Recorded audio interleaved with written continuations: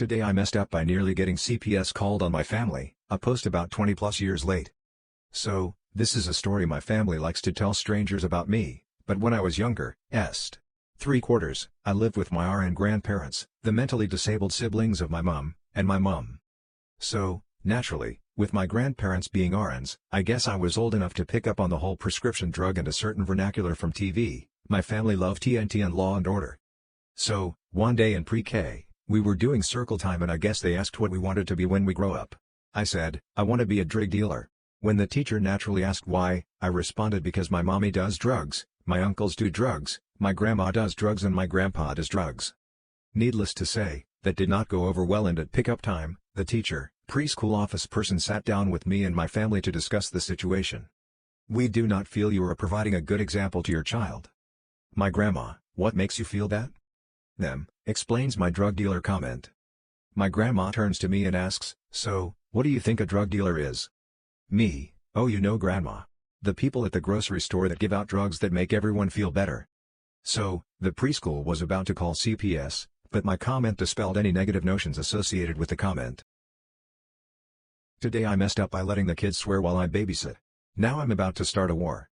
On Saturday, November 11th, I was asked to babysit Marlene's, fake name, 3 kids, Jack, Ethan, and Sarah, also fake names, for the night to the afternoon. I said sure because I babysat for them before and they really like me and I was the only one that would take on the job as Marlene's kids are known to scare off babysitters. Before I met the kids, I never actually had experience with kids other than taking care of my younger siblings, and kids just happens to like me the moment they see me, and I thought it's only for a few hours and if they don't like me, I won't get called again. Before I went to Marlene's house, my mom and her friends told me to be careful as her kids are known to be vulgar and perverted. And I told them it's fine, or I got this, with a smile on my face. As I got to Marlene's house, she told me the rules: 1. The kids are not allowed to swear. 2. Don't destroy the house. And I was fine by that.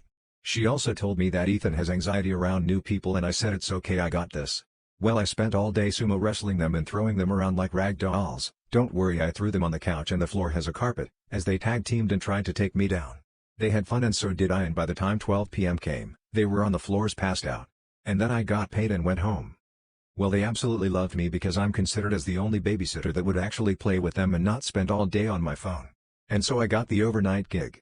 So I had somewhat made schedule like 2 to 6 p.m. is playtime and then supper, then it's playtime 7 to 10:30 and hopefully by 11 they would be in their beds asleep. Well, while I was playing with them they asked if they could say the B word and I said sure, but only once.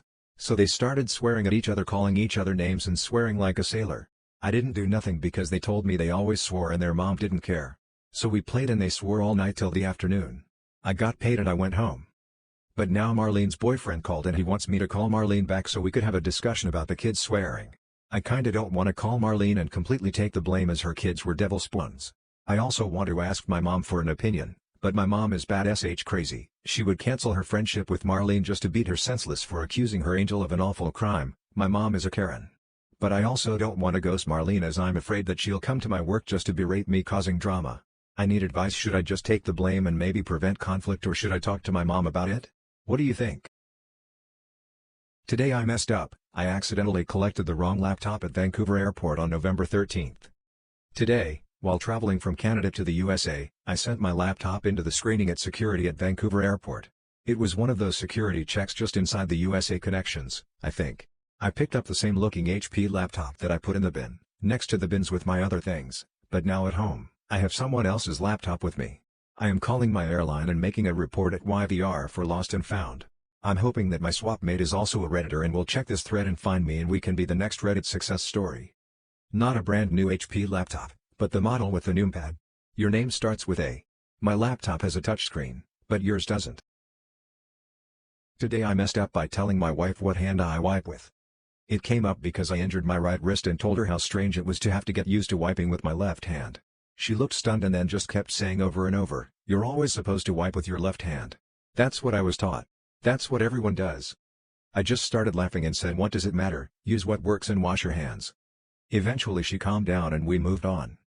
I understand there were, and may still be, societal norms regarding which hand to use for wiping in some parts of the world, but we are born and raised in the US where as far as I know there is no social standard. Today I messed up by flashing my brights at someone who had theirs on.